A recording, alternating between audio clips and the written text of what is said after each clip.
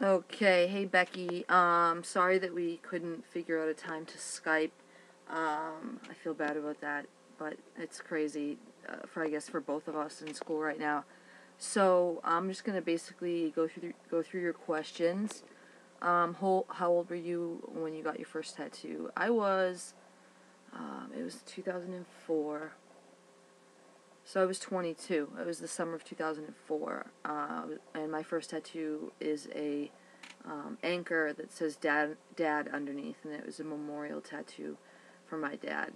It's on my back shoulder, and I can barely see it. So if it was in a better place, I would get a pic for you, but it's kind of in a hard place to photograph. How many of them do I have now? I have actually, I believe, 36. Somewhere between 36, 37, somewhere around there. I just have, it's because I have like a cover-up, and then I have some smaller ones that I guess you could combine into one, but they're, technically two. Different things like that, but right around 35-ish. How many are Gaga related? My Gaga related tattoos are on my left arm, and first one, let me just make sure I'm getting them. The first one was the monster logo right there. The second one was the first portrait that I have, which is right here. And then we've got her signature. It's dark and it goes into dark ink, so it's hard to see, but her signature's right there. The next one is some lyrics right here. I know it would be hard to see, but it does say, "Put on your shades, 'cause I'll be dancing in the flames." Lyrics from Edge of Glory. And my most recent, which is my Edge of Glory portrait that I just recently got. It's actually been a while now, several months, probably like 6 months or so now. But yeah, so that's my Gaga tattoos. And then we've got who does my tattoos. Well, I've been to many different tattoo artists over the course of the last, since I got my first tattoo 8 years ago. I've gone to different tattoo artists, male and female, all over the country. The same artist has done all of my Gaga-related tattoos. His name is Juan Zamora. Specifically the portraits, because they are so detailed and they're so intricate. Juan Zamora is his name. He is not a little monster per se. He actually doesn't know much about Gaga at all. He's from Colombia, and he's just a great guy. He can talk or he can listen depending on what you need, and he's just an amazing artist. And for both of my large pieces, both of the portraits, he basically did something with it that I wasn't, that I went to an artistic wall with, as far as placement and how much of it to include and size, and I brought any of those issues to him, and he essentially did for both of them exactly what I wanted. I couldn't be happier with each of them. And he is more than happy to do them. He enjoys them. He enjoys the stories that I tell him. He's learned a lot about her. And he gets a real kick out of the fact that, some of his have gotten press coverage, and it is definitely something that's impressive to him, and that's at least a lot of fun as a tattoo artist.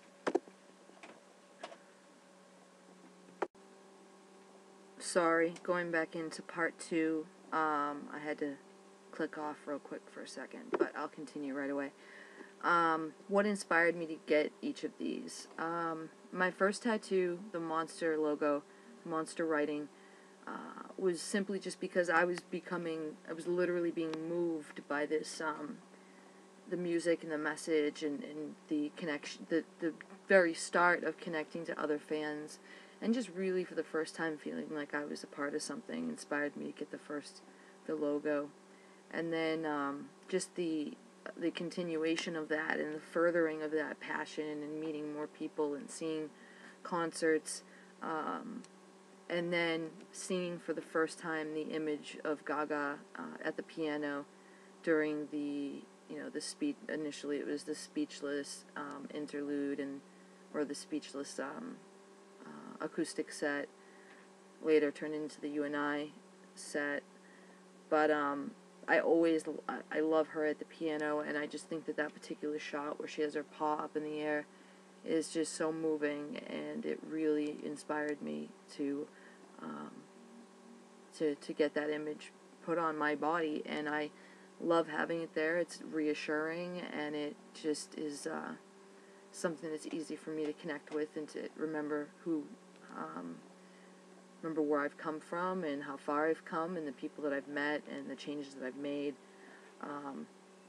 The other portrait, the Edge of Glory portrait, is directly related to Edge of Glory. I wanted something that was going to pay tribute to that song and to what Gaga was singing about. I lost my father in 2004. I've lost many other people very close to me since then, but that loss in particular has been the most affecting, and that song is a connection to that loss for me and a connection to my father. And so was Speechless. Speechless, just as Speechless was a connection between Gaga and her father, it was also very important for me, connecting to my dad. And I really just, I felt that those facial shots during the video where she has her head tilted and she has these piercing eyes, I knew that I wanted one of those shots. And I love the tattoo, and I love where it's placed because, you know, just because of where it is.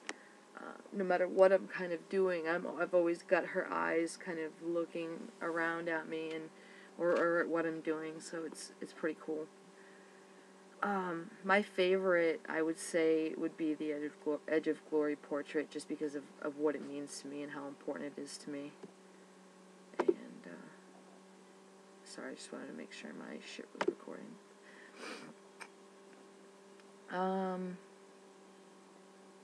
Can I explain a bit about when I met Gaga? The first time she saw my tattoos, I've met her a few times. The first time she saw my first tattoo, the portrait,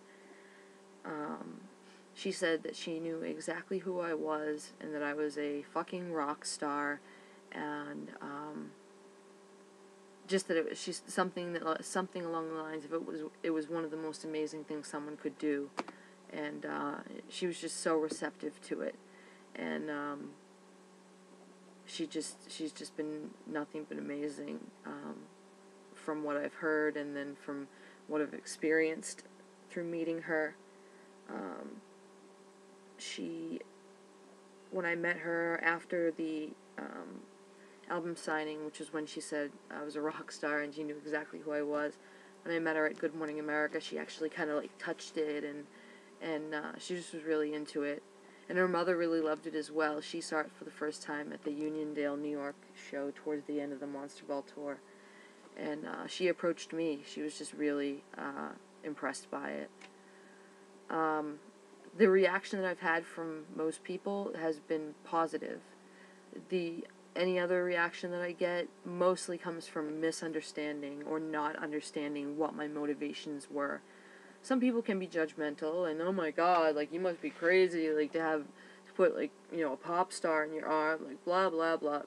But when you actually take the time to explain to them about the connection that you have and about it meaning something bigger than just the image itself. It means more than a pop star. It means the winds of change in my life. It means the connections to Gaga, her music, her message, her fans, and it's big. And most people, even if they're not necessarily a Gaga fan, they're impressed by it at the very least and can recognize that, specifically the portraits, that they're well done and that there's a lot of passion behind them.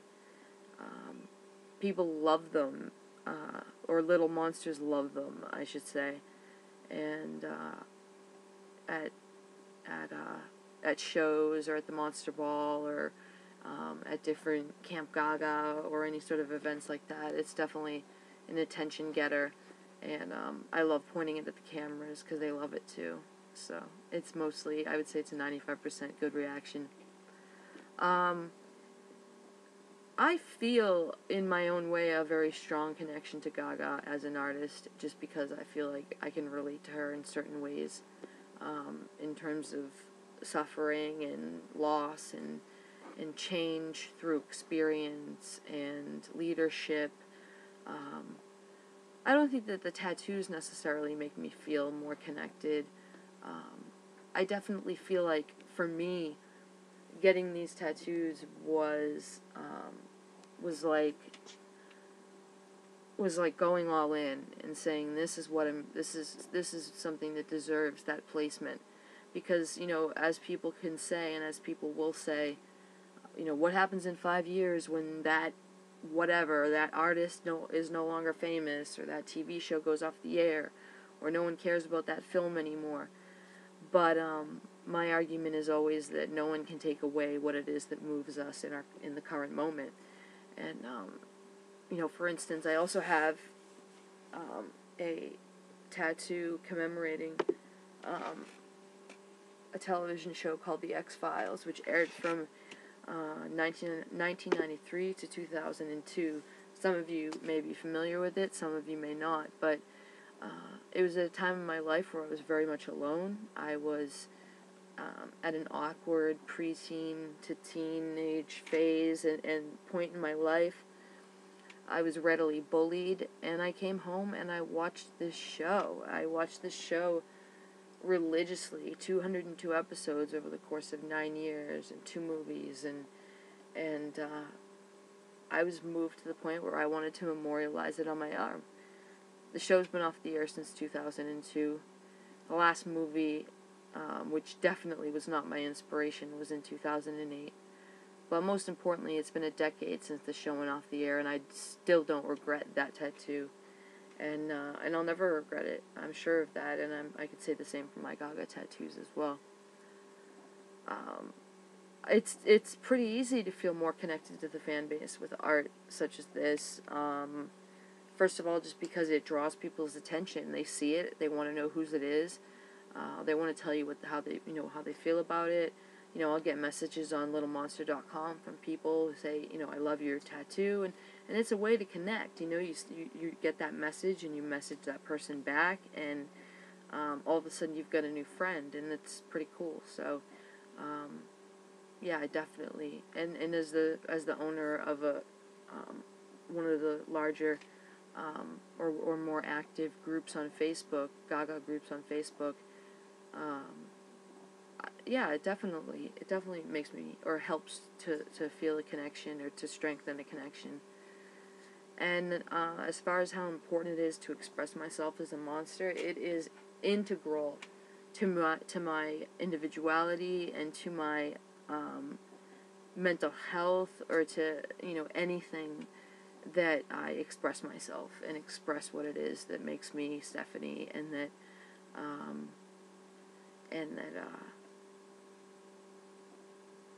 the stuff that it's just so important to really pledge that I am an individual, and that I'm not afraid of that, and that here's my truth, here's my story, here are my strengths, here's my differences, and it's just that's the key, and that's what gets you to the other side, and that's what gets you to the place where you say to yourself, okay, I really worked hard to make that change. And so it's everything.